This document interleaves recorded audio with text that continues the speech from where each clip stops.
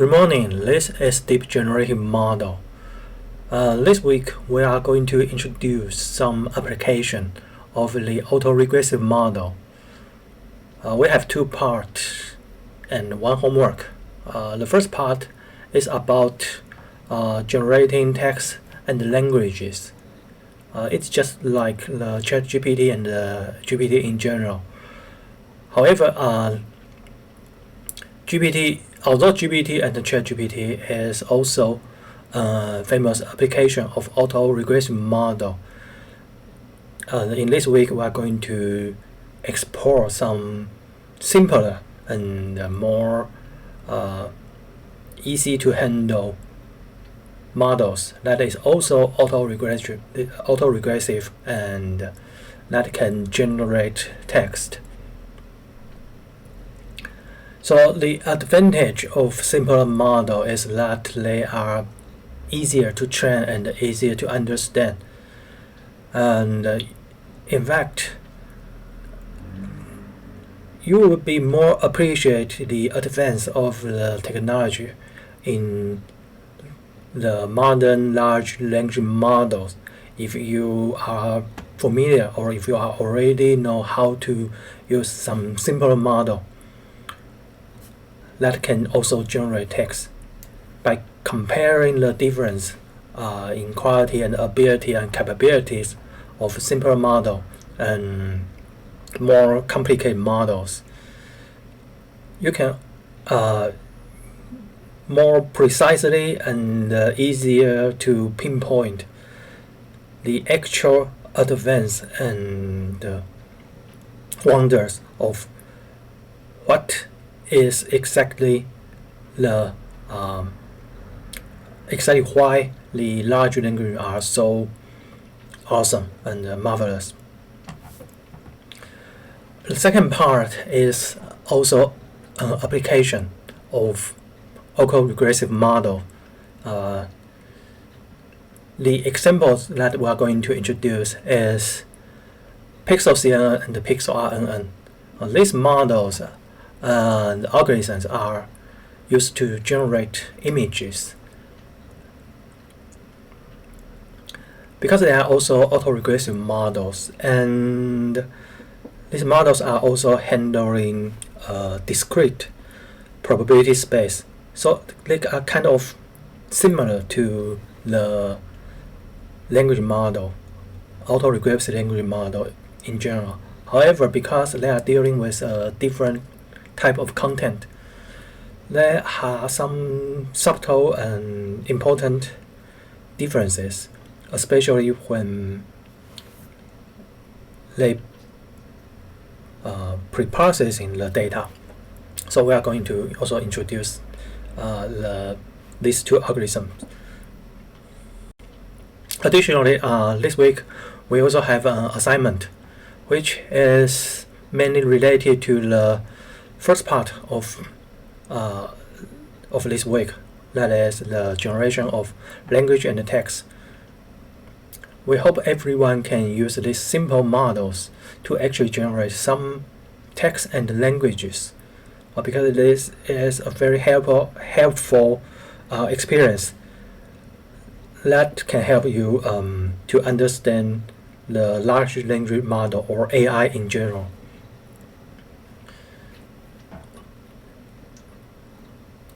Okay, and so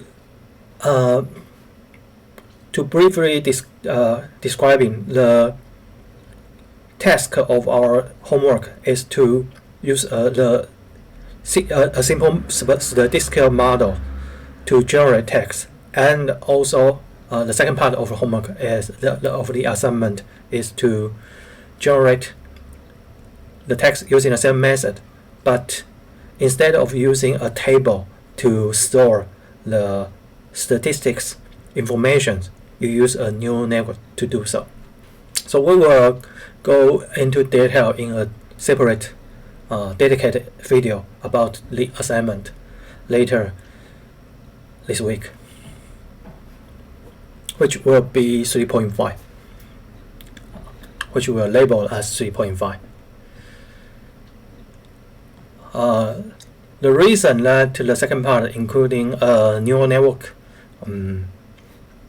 implementation, is we hope that all students can get familiar with some of the deep learning framework, which is going to be useful later in the course, or if you are interested in deep learning, sooner or later you are going to master one of the deep learning framework. So that's the main purpose of the second part of the assignment. Okay, like last week, we'll separate our videos in we'll separate the lectures into a few different videos. So this one will dedicate to introduce a simple language model that is, which is called the N-gram. So which you can. So in the language part of this week, our focus mostly will put our focus in character level language model. So I have to emphasize the word character because modern or large language models are usually parse the language in the token level or not the word level. So there are many straightforward ways to handle language. One way to do so is to treat each word as an atom or an element. So a sentence is a sequence of words. Another way to deal with the language is to treat a sentence or a string as a sequence of letters, or we can call it characters. The advantage of this treatment is you can handle more different language, especially like language like Chinese, Japanese. It doesn't have a separator for words, so it might be more convenient to deal with character directly. The modern models like ChatGPT does not use character or the word level per se. They use a thing called token. Token is kind of like word, but not exactly. So we'll go into a detail about this later in this semester. So I just want to emphasize that there are different ways to handle in the sentence in to process a sentence before we can even feed it into a deep neural network.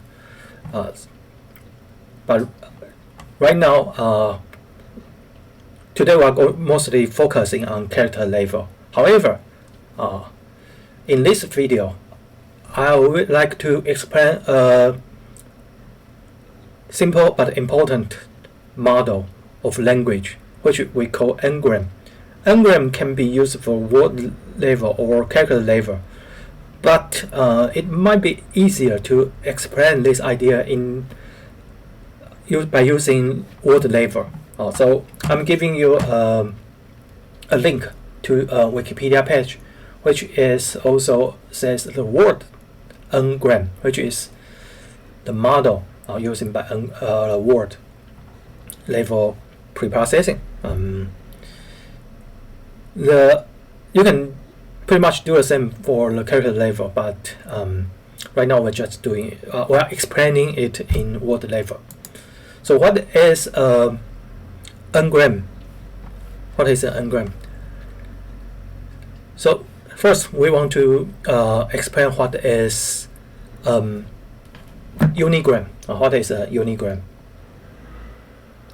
Okay, so this one is the formula of a unigram model. This looks kind of a bit of scary, but in fact it is very simple. Uni means one. So what does it mean by unigram? In practice, the first thing you need to construct a unigram model is to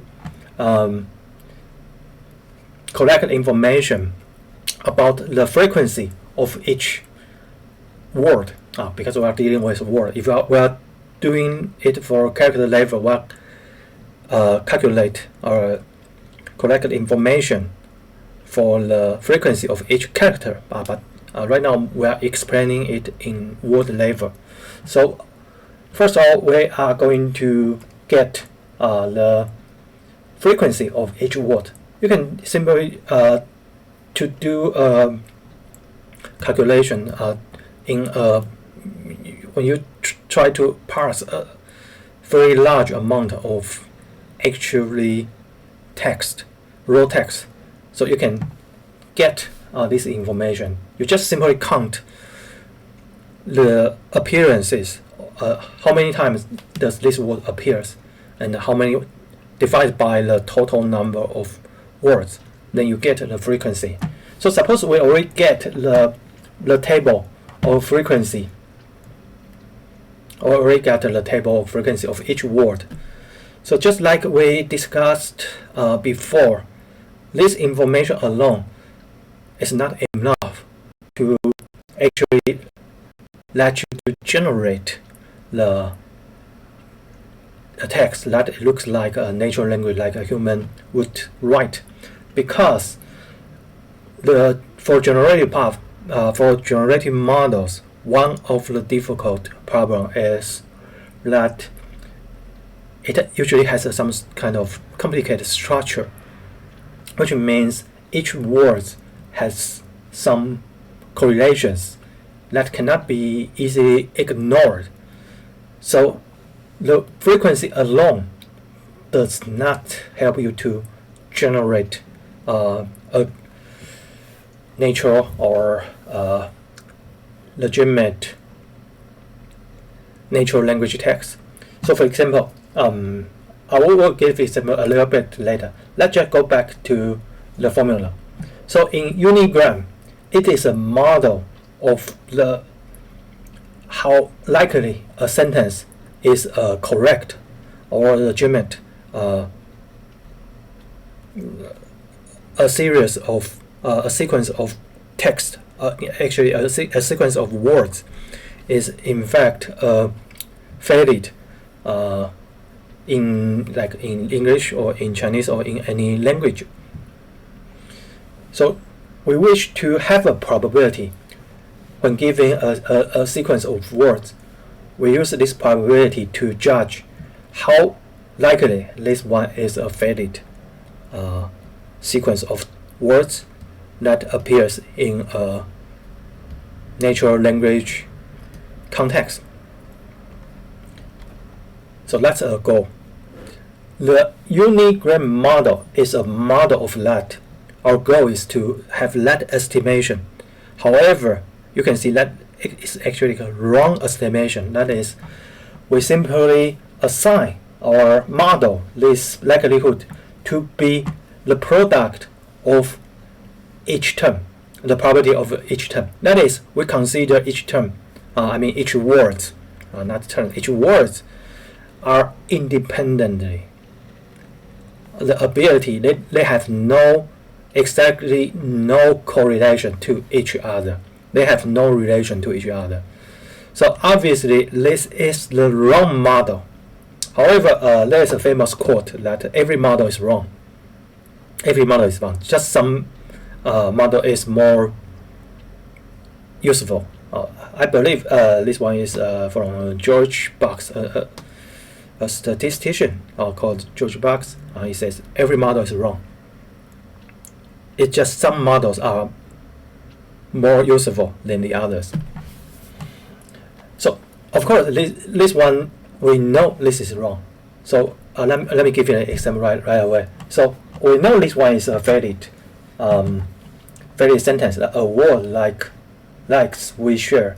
Suppose this one is a valid word, or you may say this is a pen, or this is a valid word. However, you can do the permutation to the words to make it invalid, or to make this, but because this formula does not change if you change the order. So even if every word is correct, that can be appears in a valid sentence. If you just do shuffle the word to make it unreadable. So by this model, they should have the same probability to be valid. However, we know one of them is valid sentence, the other is not. So clearly, this model is not correct. So it doesn't matter it is correct or not. Let us first to understand what this model is.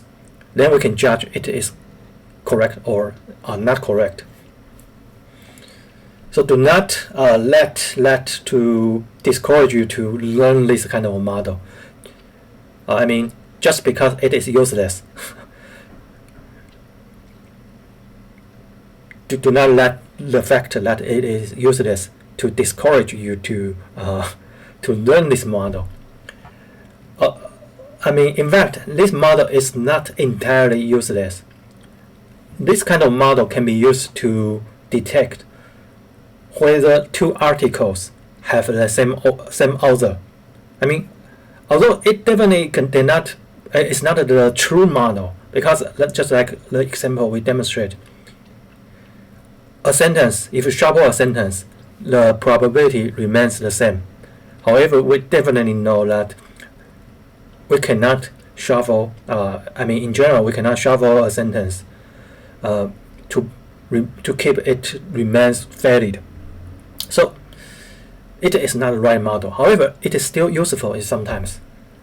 One way to use it is to detect whether two articles or two books are written by the same author, because if each author has a different habit of using word, so different author tends to have different prefer words. So someone use some words more frequently than the others. So we can use this model to detect whether these two books is written by the same author. So if they have a different statistic structures, if their Uni-gram model is different, that they might have been written by two different authors. So that means that is a unique gram model. Although it is not true, it is still some models. The reason that we use this wrong model is it is very difficult to have a true model. We don't actually have one. So we have to start from somewhere. So by starting from the unigram model, the next step is to consider the bigram model. So this one we consider not only the frequency of the word itself, we consider any two consequence, the probability structure of any two consequence word. For example, this S means the start of a sentence. So this one is a utility words. It's not a real words. It just indicates it is the start of the sentence. So it means if this is start sentence, then this guy is the probability of I being the first letter, first words in this sentence. How likely is the word I to be the first word in a sentence? So this gives a probability, and this one gives a probability of given I is the last word, how likely is so to be the next word, and so on. We get the probability of every word and the relation between this word and the next word. So this one seems to be a lot of useful than the unigram model, though this is still very limited, but we are getting a bit closer to the true models. And of course there are also a trigram model, so which we give two previous words and try to have an estimate of the probability of the next one. So this one is much is stronger than the, of course, the bigram, and you can imagine that we can keep going to have 4 gram, 5 gram, or 6 gram, or even like a 10 gram, and maybe a variable length gram or so.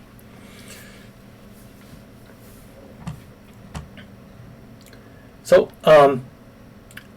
a conclusion is that we actually, if we have everything, then the truth model should be something like this one. The first two, this one is what we are aiming for, the W1 to WM. So given a sentence of a sequence of words, we'll try to get the likelihood or probability of this sequence to be a valid sentence in some language.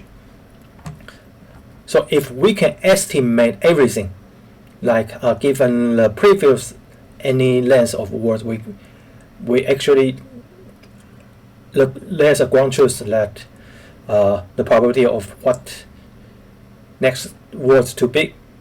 So if we have everything, then we get to know the true probability. However, this is very difficult to do so, and if you actually do so and do the for one article, the only thing you can do is actually to copy the article itself.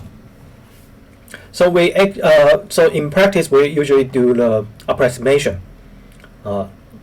So we don't extend the condition indefinitely. We usually have a limit. I use just a finite length of the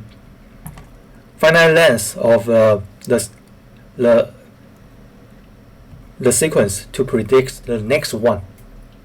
So this, if we use the n word to predict the next one, this one can be considered as a Markov chain of order n. That is, you use the last n states to predict the next states if we are using the terminology of Markov chain or Markov process. If we are consider it as a n-gram model, then an n-gram model is used the previous previous n-1 words to predict the next one. So in total we have n words. So we use n-1 to predict the next one. Also that is the n-gram. So this can be considered as an approximation of the truth. So if we have very huge data set, and we can do the statistics with this to parse this one to do the counting. Then maybe like if we have 20 gram or 100 gram, if we have enough data, so we can have any arbitrary accuracy of the estimation of the probability of the next words, then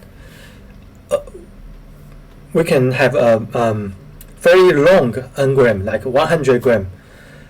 I believe that the generated text will be very or similar to a sentence that human can write, because 100 or even longer, or like 200, 300, it would be very difficult to tell apart the like 200 gram generated text and a real sentence that written by human. Okay, so that's the a simple description of what a gram is. And next we are going to do to explain a simple implementation of this type of models in Python.